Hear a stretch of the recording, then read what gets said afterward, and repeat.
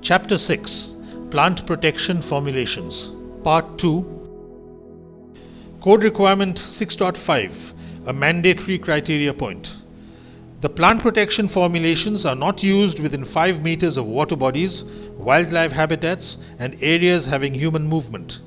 If there are no options of maintaining such distance due to a unique topography where the water channels are constantly shifting courses, the producer must use buffer zones and use suitable application techniques to ensure that there is no contamination beyond the application area. The intention is PPFs should not contaminate or pollute the surrounding environment because of the risks associated with spray drift. They are potent sources of environmental contamination and pollution. A buffer zone between application areas and public access prevents the above mentioned risks. To meet the code requirement, you should 1. Identify the water bodies, wildlife habitats, and areas having human movement within or surrounding the plantation area. 2. Plan so that PPFs are not used within 5 meters of water bodies, wildlife habitats, and areas having human movement. 3. If above cannot be done, then the risk of pollution can be reduced by a combination of application technology and buffer areas. 4. Application technology. A. Incorporate organic manure into soil or stubble. B. Workers need to be trained in good hand application techniques and supervised. C. To prevent spray drift, the following precautions should be followed. Check the weather forecast before starting off. Do not spray if the wind speed is greater than 9 km per hour. Do not spray if there are water bodies, wildlife habitats, and areas with human movement downward from the applicator. Alternative systems for spray application that are available may help to reduce spray drift when used according to the manufacturer's instructions. Correct spray nozzles to control drifts. D. Do not apply PPFs when heavy rain is likely to occur. E. Application equipment need to be properly maintained and calibrated.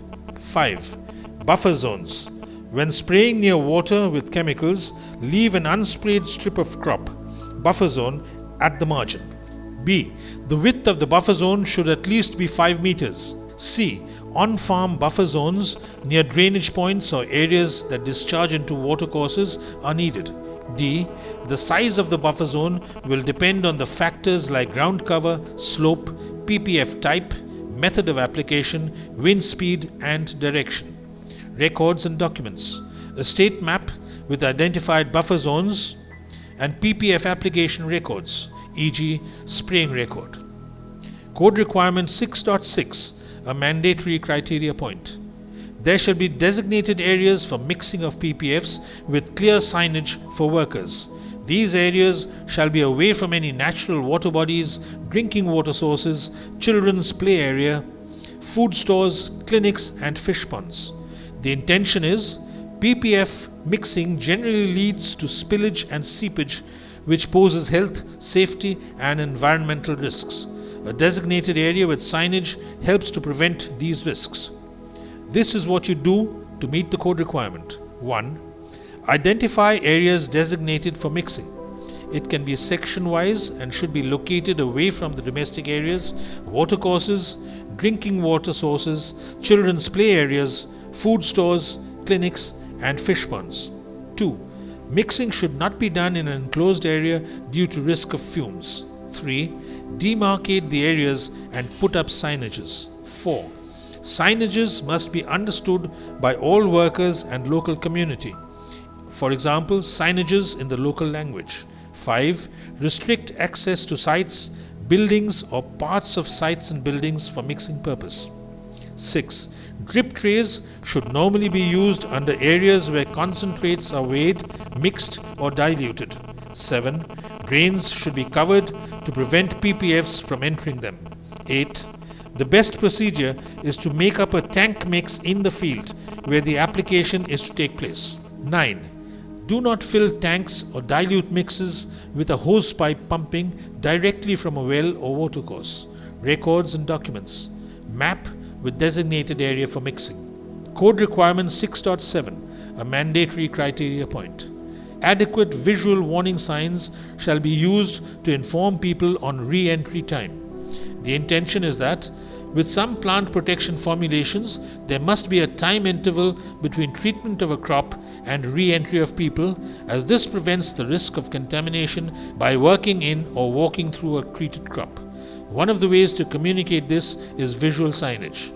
This is what you do to achieve this. 1. Identify PPFs where a re-entry period is applicable. The MSDS and the product label are the possible areas where this information is available. 2. If a re-entry time is not recommended, it is a sensible precaution always to wait at least 24 hours after the last application. 3. Visual warnings may include pictures, symbols, or words understood by the people, including the workers.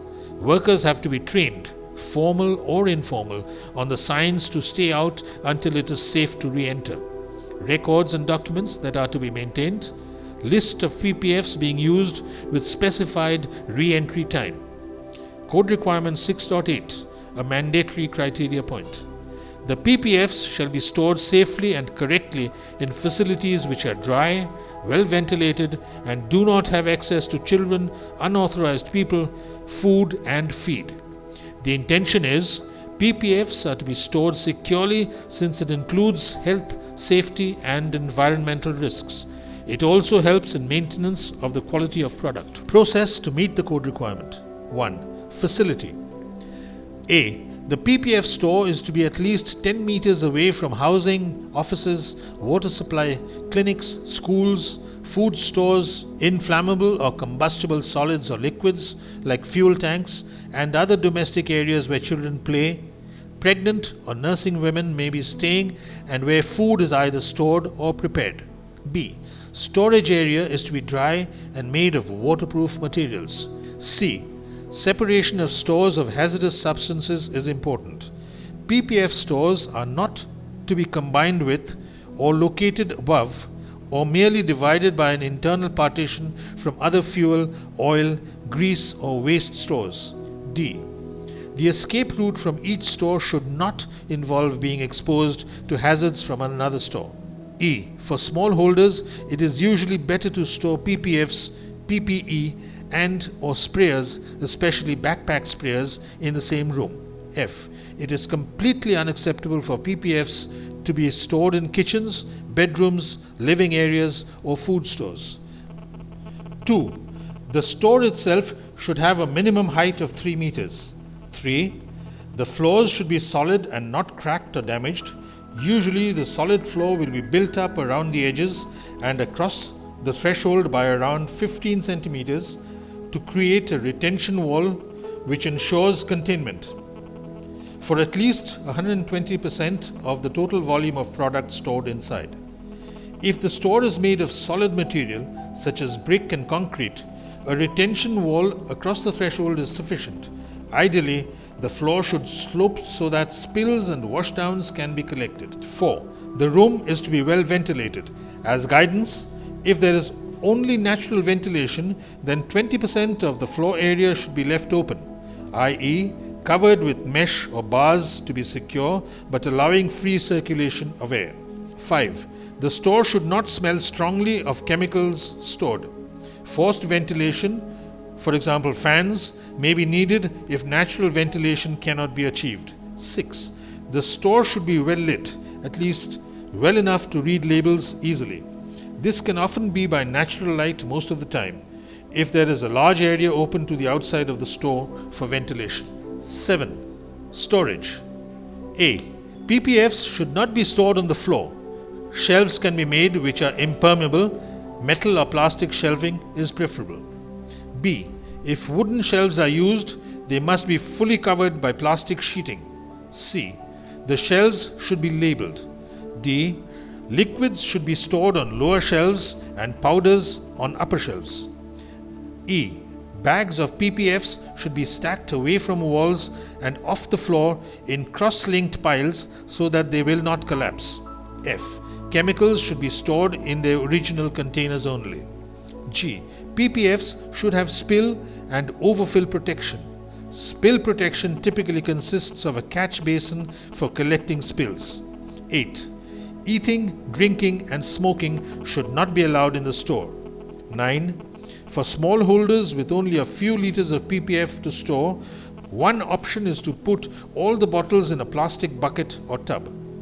Bottles and boxes of ppfs must always be stored in such a way that any spills are contained. A store of any type should be designed to accommodate 120% of all ppfs.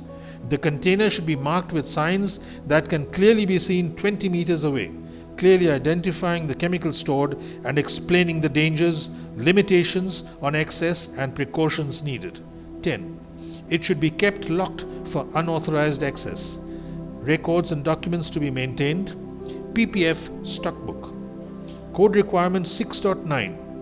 The storage area should display information on ppf in a way which is easily understandable to the workers, in a language they can understand or in pictorial formats, including information regarding their classification, the risk they present and the safety precautions to be observed. The intent. Information on hazardous chemicals is to be displayed to create awareness on the products, risks associated with them, and the safety measures to be taken in case of an emergency. So how do you meet the code requirement? 1. Information on hazardous chemicals is to be displayed. 2. Material Safety Data Sheet (MSDS) for all chemicals used, which includes basic human health and environment hazards, and the safety precautions to be followed are also to be displayed. 3. These should include the following information: A. Classification of the chemicals. B. The hazards they present. C. The safety precautions to be observed. And D. The emergency procedure. 4. This may, for example, be as a file or as a poster with pictures of what to do and what not to do is posted on the wall. For example, keep out, no smoking, and others. 5. It should be in a language understood by the storekeeper and workers. 6. Training should be given to all chemical handlers. You must maintain these records and documents: Material Safety Data Sheet (MSDS), the emergency procedure, and training records.